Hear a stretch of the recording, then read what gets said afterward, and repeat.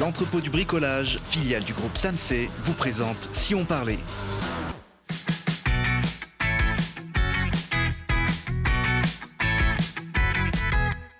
Bonjour à tous, bienvenue dans Si on parlait.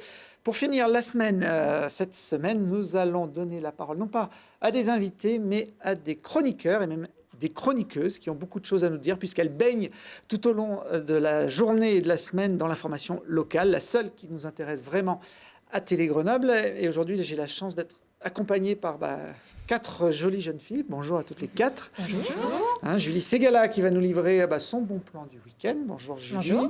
À côté, Marie Gramont, une des contributrices du site Les Mondaines.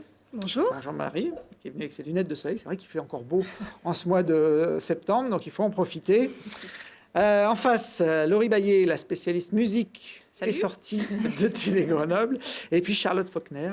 Bonjour Charlotte. Salut Thibaut. À l'affût de ces Isérois qui s'illustrent dans les médias nationaux. Et on va d'ailleurs commencer avec toi, Charlotte, et avec un jeune Isérois qu'on aime bien d'ailleurs à Télé Grenoble et qui a fait parler de lui ces derniers jours.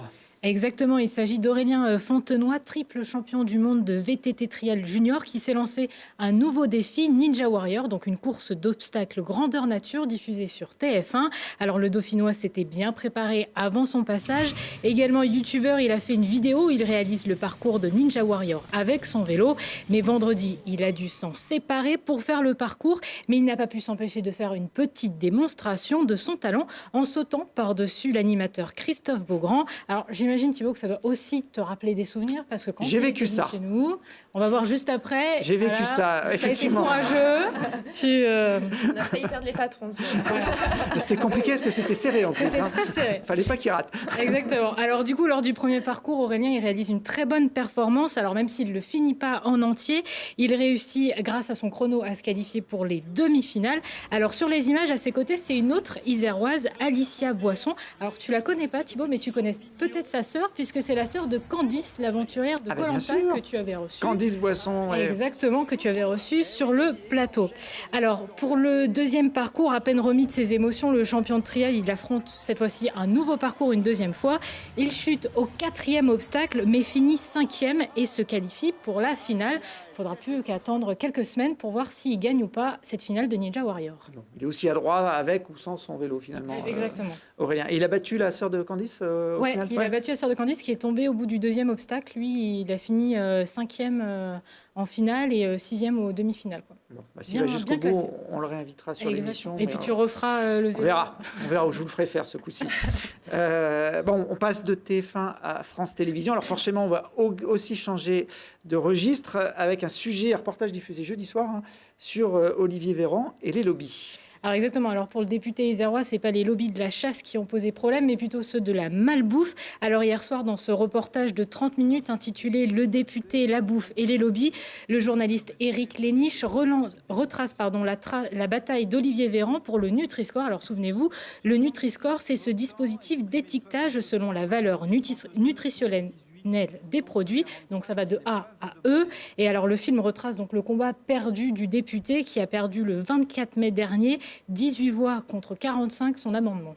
Les députés qui n'ont pas voulu qu'on affiche sur les produits s'ils étaient bons ou plutôt mauvais pour la santé. 18,45, c'est une bonne branlée, comme on dit. Mais c'est pas la pire. Olivier Véran, il en a pris une autre il y a quelques jours. Il a perdu 16-0 avec l'équipe de football de l'Assemblée nationale contre des anciens pros de l'équipe du Variété Club de France. On le voit là d'ailleurs en photo faire le malin avec Robert Pires, ancien joueur de l'équipe de France. Là, c'est les députés avec Brigitte qui est venue les soutenir au Stade de France. Vous pouvez peut-être reconnaître à côté d'Olivier Véran Jean-Charles Collaroy, qui est l'autre député de l'agglomération et basé sur Saint-Martin-d'Air. Jean-Charles Collaroy, mais à deux, ils n'ont pas non plus réussi à faire des merveilles. Il faut dire que c'est un petit peu compliqué en ce moment pour La République En Marche, qui collectionne les échecs. La semaine a été marquée une fois de plus par la suite de l'affaire Benalla. Et si je vous en parle, c'est que vous avez forcément tous vu ces images. Elles ont été reprises depuis des semaines par de nombreux médias. C'est un habitant de Saint-Martin-d'Air qui a fait cette vidéo le 1er mai dernier. Il s'appelle Taha Bouaf. Il a 20 ans. Il milite pour la France insoumise. Il était ce jour-là à Paris pour la manifestation du 1er mai. Et Taha, on le connaît ici à Télé Grenoble, puisqu'il s'était présenté en juin 2017 aux élections législatives sur la 2e circonscription de l'Isère, justement face à Jean-Charles Collaroy. J'ai retrouvé quelques images du débat qui avait eu lieu. C'est lui, Taha. Voilà, il était à ta place, Charlotte. Et il débattait avec l'ensemble des candidats, donc Jean-Charles Collaroy, voilà, qui est juste à côté de lui, qui aujourd'hui porte le costume de député et le maillot de l'équipe de France de l'Assemblée nationale. Voilà pour l'anecdote. Il faut faire attention quand on fait comme ça maintenant des petits écarts. Il y a toujours un portable qui traîne et les réseaux sociaux qui sont là pour diffuser les images. Et Télé Grenoble qui est toujours là pour ressortir les dossiers aussi. Aussi. Donc voilà, c'est la boucle. La boucle, le cercle vertueux ou vicieux, ça dépend de la façon dont on se place. Les réseaux sociaux, justement, toi, tu vas aussi les scruter chaque semaine dans cette chronique avec un œil sur YouTube ou toutes les plateformes vidéo. Hein. Voilà, exactement. Alors, hormis la vidéo du maire de Grenoble qui s'était adressé à Gérard Collomb, qui a l'air d'avoir porté ses fruits. Oui, puisqu'il va venir la semaine prochaine. Puisqu'il vient la semaine prochaine. Il y a d'autres Grenoblois qui se sont un petit peu illustrés. On a découvert, enfin moi personnellement, j'ai découvert Frédéric Jean. Donc, c'est un youtubeur qui nous explique la réalisation d'un hyperlapse. Donc, c'est un time-lapse, mais en mouvement. Le tout sur le cours Jean Jaurès. Et le résultat est quand même assez bluffant. Alors, c'est pas de la vidéo, ça, c'est une succession de photos, voilà, c'est ça ? succession de photos. Je pense que ça a dû lui prendre pas mal de temps à faire. Mais il faudrait lui dire qu'avec une caméra, on peut faire pratiquement la même chose. Ouais, mais le rendu n'est peut-être pas le même. Ouais, c'est vrai qu'il faut courir vite aussi. Depuis un mois, on parle aussi pas mal de Grenoble dans plusieurs classements. Exactement. Et alors, certains sont assez originaux, comme celui du magazine Néon. Alors, Grenoble est la 4e ville la plus cool de France. Alors, pour établir ce classement, le magazine s'est appuyé sur 7 critères qu'on n'a pas trop l'habitude de voir. L'âge moyen, le pourcentage de célibataires, le jour d'ensoleillement, le prix moyen du ticket de transport, la qualité du réseau cyclable, le nombre d'habitants par fauteuil de cinéma et le prix moyen d'une pinte en pression. Alors, si Grenoble finit 4e, c'est grâce à, et je cite le magazine, un bon taux de célibataires, 53%, et pas mal de cinoches, un effort sur le prix des transports. Grenoble est donc cité comme un bon élève. Alors, autre classement cette fois-ci, mais qui ne va pas trop dans le même sens. Côté étudiant, Grenoble finit 5e sur 44 villes étudiantes. D'après l'étudiant, les points forts de la ville, de la capitale des Alpes sont le cadre de vie ou encore le réseau de transport. Malgré tout, ce n'est pas un très bon classement pour Grenoble, qui en 2016 avait fini premier de celui-là, et en 2017, il était second. Alors, outre-Manche, Grenoble se retrouve dans un autre classement aussi un petit peu insolite, mais cette fois-ci, c'est celui des 10 villes alternatives pour faire un break en Europe. Alors, c'est le journal anglais The Guardian qui met en avant la situation géographique de la capitale des Alpes, mais également sa population étudiante qui indiquerait la présence de bons cafés, restaurants ou encore bars. Alors, malheureusement, le torboyau ainsi que le café de la Table Ronde ne sont donc plus des secrets pour les Anglais, mais sans oublier la Bastille et son téléphérique décrit comme une activité incontournable. Alors, dans le Vercors, pas besoin de classement pour taper dans l'œil de certains depuis plusieurs années en vente. Les remontées mécaniques de Villard-de-Lans et Corançon ont peut-être trouvé repreneur, et c'est pas des moindres, puisqu'il s'agirait de la star française de NBA Tony Parker qui serait sur le coup. Séduit par le potentiel 4 saisons du massif, Tony Parker voudrait, en plus des remontées mécaniques, investir dans un projet de développement économique qui regrouperait infrastructures touristiques, mais également immobilier. En tout, ce serait près de 1000 logements qui seraient créés sur Corançon en Vercors, ainsi que sur le domaine skiable de la Côte de Mille. Alors aujourd'hui, rien n'est encore sûr, d'où le conditionnel, mais le sportif aurait déjà fait une offre de rachat. Il attendrait fin septembre pour se décider, avant le début de la reprise de la saison de la NBA aux États-Unis. Affaire à suivre. Bon. Vous savez combien il gagne, Tony Parker, chaque année ? C'est le Français le plus payé. Alors, c'est plus le Français le plus payé. Ça a été longtemps le Français le plus payé. Il a 20 millions d'euros à peu près, comme ça, d'argent de poche pour jouer au basket. Le sportif le plus payé, c'est Paul Pogba, de l'équipe de France de foot, avec 22 millions. Bon, il peut donc bien investir chez nous, quoi. Oui, à eux deux, ils peuvent racheter toutes les stations de l'Isère, je pense. Très bien, merci. Charlotte, tu as prévu, toi, justement, de faire quelque chose ce week-end en montagne, non ? Non, pas forcément, non. Bon. Julie va nous donner une idée de sortie. Ce sera l'eau à chaque fois. Alors, c'est pas la plus originale que tu nous as trouvée, mais ce que je peux. Mais c'est un passage obligé, on va le dire. Oui, parce que forcément, ils utilisent tous les superlatifs. La Mecque, l'événement incontournable, le temple, le grand rendez-vous des amoureux de vol libre. Et bien sûr, quand on se balade sur le site, on comprend vite pourquoi. Alors, vous l'aurez tous compris, je parle bien sûr de la Coupe Icare. 80 000 spectateurs attendus sur 4 jours, 10 000 pilotes, 1000 bénévoles. Les chiffres ont de quoi donner le tournis. Ça a commencé jeudi. Mais le gros des animations se déroulera tout le week-end sur les communes de Limbin et de Saint-Hilaire du Touvet, donc tout là-haut. Donc c'est un événement grand public, puisqu'il y a des animations aussi pour toute la famille, du plus petit au plus grand. Alors, quelques exemples pêle-mêle. L'aéromodélisme, la fauconnerie, les ateliers de fabrication de ballons en papier, le cerf-volant, et puis bien sûr... toutes les démonstrations de vol aérien, la voltige, les Alpha-Jets, les montgolfières, et on parle même de la patrouille de France. La patrouille de France qui sera sur place samedi à 17h30. Ils sont précis, les militaires, donc il faut toujours, pas les... faut toujours être précis. La fauconnerie, J'ai retenu le terme de fauconnerie. Très bien. C'est les faucons, bien sûr. Exactement. Bon, le clou du spectacle de cette Coupe Icare, pour ceux qui la connaissent, ça se passe sur les hauteurs de Saint-Hilaire. Oui, exactement. Alors forcément, c'est coloré, c'est déjanté, c'est créatif et tous les ans, eh bien, c'est ce que les spectateurs attendent. C'est bien sûr le grand show des carnavaleux, comme on dit chez nous dans le Nord, voltigeurs, alors seuls ou en groupe. Les pilotes rivalisent à la fois d'imagination et de technique, parce que c'est vrai que pour avoir discuté avec certains, c'est très difficile en fait de faire voler ces engins. Il faut penser à l'aérodynamisme, il faut penser au poids de la monture, il faut penser à son propre poids bien sûr, à sa propre sécurité, tout en étant créatif. Donc on le voit sur les images, il y en a qui rivalisent d'imagination. Donc forcément, ils se préparent plusieurs mois à l'avance. Ils font des essais pour s'assurer que le jour J, l'engin décolle, parce que forcément, les crashs, ça arrive, sans gros bobos, bien sûr. Donc rendez-vous samedi et dimanche à partir de 11h. Bon, t'as pas une belle image de crash à nous montrer, là? Non, j'ai pas. Non, désolé, j'ai pas ça en stock. Peut-être que ce week-end, si vous voulez, je me déguise, je me crache et puis je me filme. Bon, un des problèmes de la Coupe Icare, tu l'as dit, il y a énormément de monde qui va, notamment sur le plateau des Petites Roches. C'est une petite route de montagne, donc c'est compliqué pour y accéder. Oui, donc depuis plusieurs années, il y a la communauté de communes du Grésivaudan qui met un plan transport en place, donc en bus, en train, à pied ou à vélo. On peut dire que tous les chemins mènent à la Coupe Icare.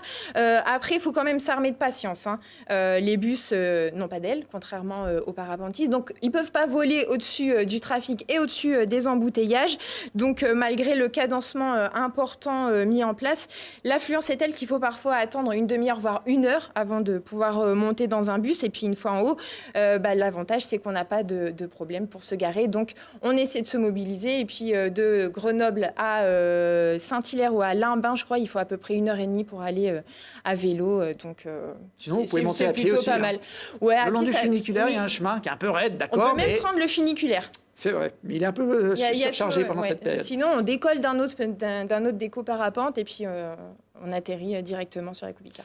Bon, on reviendra en tout cas sur la Coupe Icare et ses éventuels crashs dans le JT du début de semaine prochaine. Je fais juste une petite parenthèse parce que de l'autre côté de la vallée, alors il y a Limbin d'un côté et il y a Tencin de l'autre, et samedi soir se déroulera à Tencin l'élection de Miss Belle Ronde de France, qui, comme son nom l'indique, est réservée aux jeunes femmes. On les voit en photo qui ont quelques rondeurs. C'est organisé par une habitante de Cessin. Elles seront 12 sur la ligne de départ. Alors c'est pas l'équipe de foot de l'Assemblée nationale, c'est bien les candidates de cette élection qui aura lieu donc à partir de 19h à Tencin. Allez, je fais pas de transition qui pourrait m'amener sur un terrain glissant pour donner la parole à Marie Gramont qui a hâte de pouvoir nous présenter sa chronique. Marie, tu fais partie du collectif, je ne sais pas si on peut l'appeler comme ça, des Mondaines. Oui, alors effectivement, j'ai cofondé les Mondaines avec Noémie. Et donc, on l'a cofondé en février 2012. Et notre objectif, c'est de mettre en valeur les bonnes adresses et les bons plans de Grenoble. Donc, à la fois pour la food, pour la beauté, pour la mode, pour le shopping. Et puis, tous les bons plans qu'on peut trouver dans notre belle ville. Alors, c'est un blog qu'on peut consulter en ligne. J'en ai pris quelques images tout à l'heure. Ça s'adresse d'abord à une clientèle plutôt féminine, branchée, qui sort Oui, on va quand même dire que notre cible, c'est quand même la femme, donc qui aime bien découvrir des nouvelles adresses et puis qui a un petit pouvoir d'achat parce qu'on met quand même en avant des commerces. Donc voilà, l'idée, c'est vraiment de partager nos coups de cœur avec les lecteurs et les lectrices. Bon, là, on voit les photos de l'équipe. Il n'y a pas de monde chez vous. Il y en a eu un au tout début et puis on a vite on a lâché l'affaire. Il ramenait que des bons plans pourris, donc on lui a dit tu sors. Ok. Bon, c'est pas grave, c'est très bien aussi comme ça. Donc chaque semaine, il y aura une des filles de l'équipe qui viendra le vendredi dans cette émission nous présenter un bon plan, tendance, conso, food, comme tu dis, resto, pour ceux qui parlent moins bien la table, nous on l'a anglais. appelé comme rubrique la table. Donc aujourd'hui, j'ai compris que tu n'allais pas nous parler de table, mais de lunettes. Ouais, j'ai failli venir incognito et puis bon, finalement, j'ai dit je vais quand même ne pas les mettre. Mais en fait, je voudrais vous parler d'un lunetier créateur que j'aime beaucoup et je crois même que toute l'équipe des Mondaines a eu un coup de cœur. C'est Jimmy Fairly qui a débarqué à Grenoble en février dernier. Et en fait, il y a pas mal de choses particulières chez ce lunetier. Dans un premier temps, bon voilà, j'ai quand même amené les lunettes pour que vous les voyez. Ah bah oui, tiens, alors celle que tu préfères. J'avoue que j'ai pris des paires qui m'allaient moi. Bon, mais en tous les cas, voilà, tu fais tout à fait honneur au modèle. Ouais. Vous trouvez ça bien, ça? Mais oui. Ok. Non, mais je demande. Non, mais toi, t'as aucun style. Non, mais j'ai Thibaut, juste posé une question. Mais attends, non, mais pour Thibaut, on peut peut-être lui donner un style un petit peu classique. Ah oui, là, ça fait prof d'école. Voilà. Ça tira bien. Et l'idée, voilà, c'est vraiment que vous pouvez retrouver pas mal de looks, donc à la fois du classique, du rétro, le rétro qui est là, que j'aime beaucoup. Voilà. C'est pas crédible. C'est moi, ça? On est pas mal quand même. Hein. Donc voilà, pas mal de looks et il y a beaucoup de modèles et tout le monde peut s'y retrouver. Je passe mon tour sur celle-là, j'ai dit quand même parce que... Les jeunes et puis les moins jeunes, hein, comme Thibaut. Ça, c'est le modèle senior. Mais non, mais alors, moi, tu me les donnes, tu verras qu'elles rendent autrement quand je les mets, mais bon. C'est vrai que c'est homme-femme, il n'y a pas de... Ouais, homme-femme, effectivement. Donc, à la fois pour la jeune génération, puis pour les quadras, les quinquas. Ah, bah oui, forcément. Évidemment, on a le style où on ne l'a pas. Je suis d'accord. Je taquine, mais bon, l'idée, voilà, c'est vraiment que c'est un lunetier qui a des valeurs derrière tout le look qu'on peut retrouver. Et notamment, juste pour la petite histoire, moi, je les ai découverts il y a 4 ans quand j'étais à Paris. J'ai fait des infidélités à Grenoble. Je suis partie un week-end dans le quartier du Marais. Donc, le quartier du Marais, c'est quand même un quartier qui est très alternatif avec des créateurs. Et j'avais vu la boutique là-bas et je m'étais dit, le jour où ils débarquent à Grenoble, ils vont faire un carton. Et ben, franchement, ça n'a pas manqué. Moi, lundi dernier, je suis allée les voir pour aller récupérer les lunettes. Et il n'y a pas moins de 10 personnes qui ont défilé dans la boutique un lundi entre midi et 2 à Grenoble. Donc quand même, quand on connaît un petit peu les problématiques du commerce local, on peut quand même dire que je trouve que la preuve de concept a été faite. Ah, mais donc, le lundi, tout est fermé. C'était la seule boutique ouverte, tous les gens sont venus. Eh oui, mais bon, en même temps, il y a quand même le mérite d'avoir une boutique ouverte le lundi à Grenoble et qu'il y ait du monde dedans.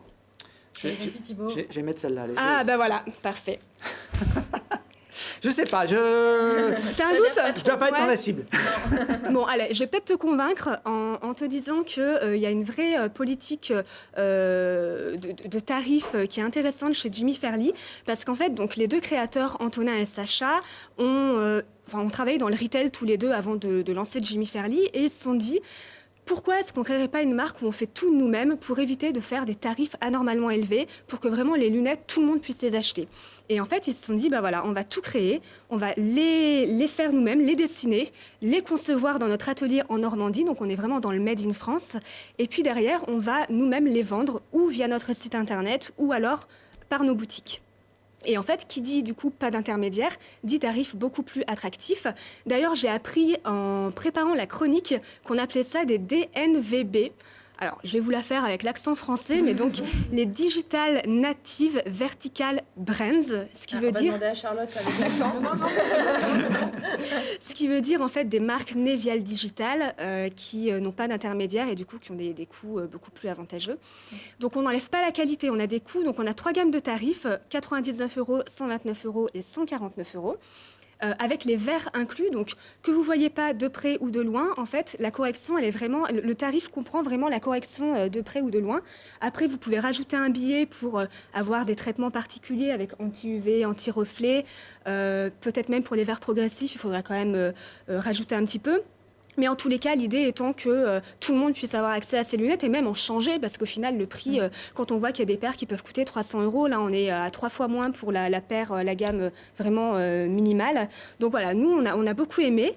Et dernière chose qui est très intéressante, c'est qu'ils font une politique de buy one, give one. Donc, on achète une paire et il y a là une autre paire qui est reversée à une asso pour des gens qui n'ont pas les moyens d'en acheter.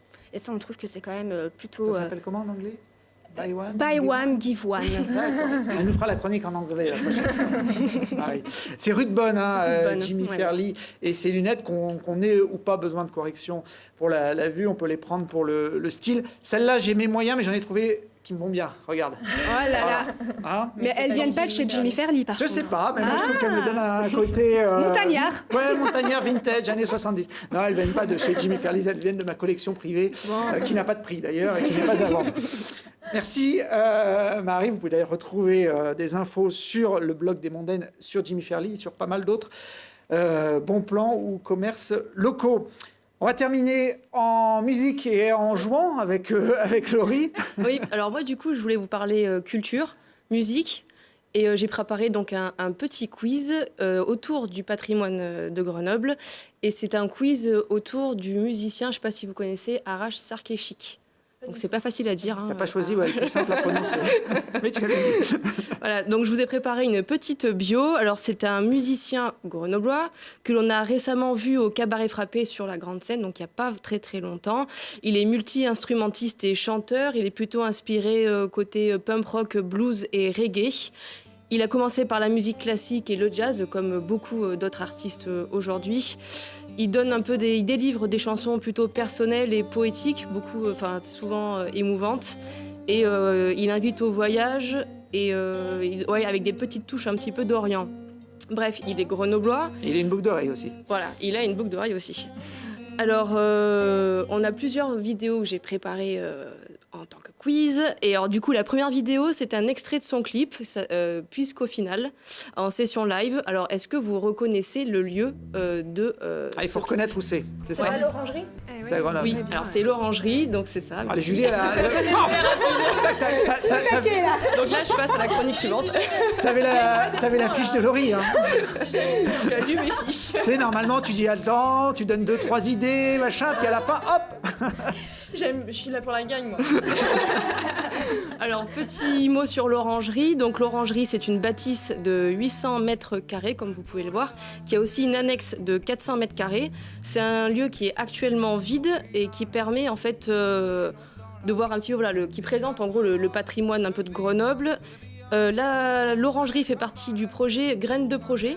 Donc, Graines de Projet, c'est un appel à projet, en fait, lancé par la ville de Grenoble pour valoriser son patrimoine, le faire découvrir ou redécouvrir aux Grenoblois. Et l'orangerie fait partie des 3 finalistes de Graines de Projet et on en saura plus du coup en octobre. Alors, voilà. Il y en a qui veulent en faire un atelier culinaire, d'autres un lieu de réparation de vélos. Oui, voilà, c'est ça. En fait, ce sera mis en avant dans l'orangerie. Donc, si l'orangerie gagne, ce sera mis en avant des savoir-faire et un peu de tout ce qui est local et tendance aujourd'hui.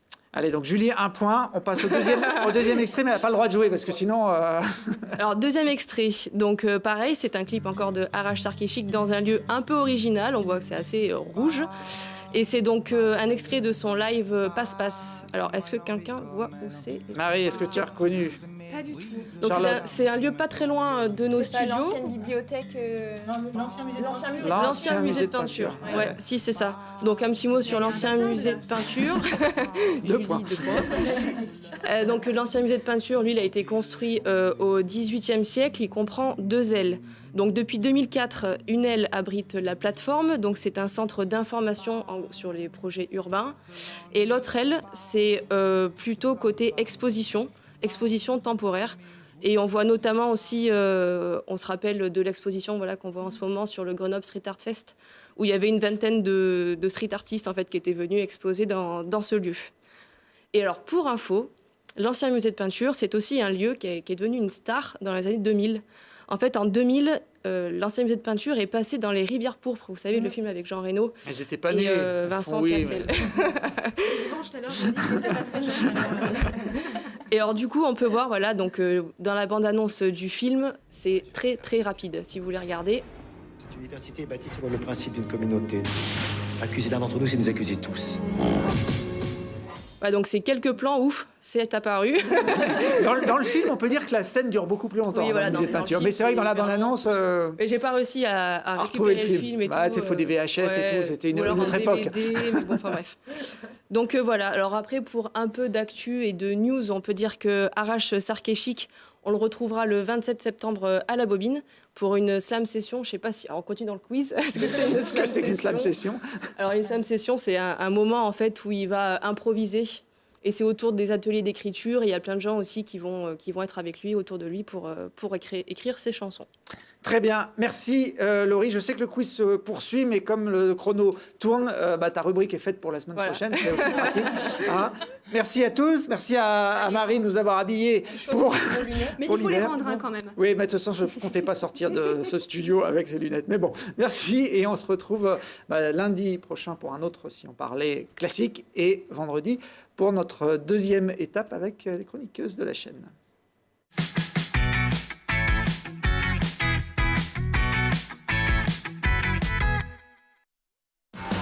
L'entrepôt du bricolage, filiale du groupe Samsé, vous a présenté Si on parlait.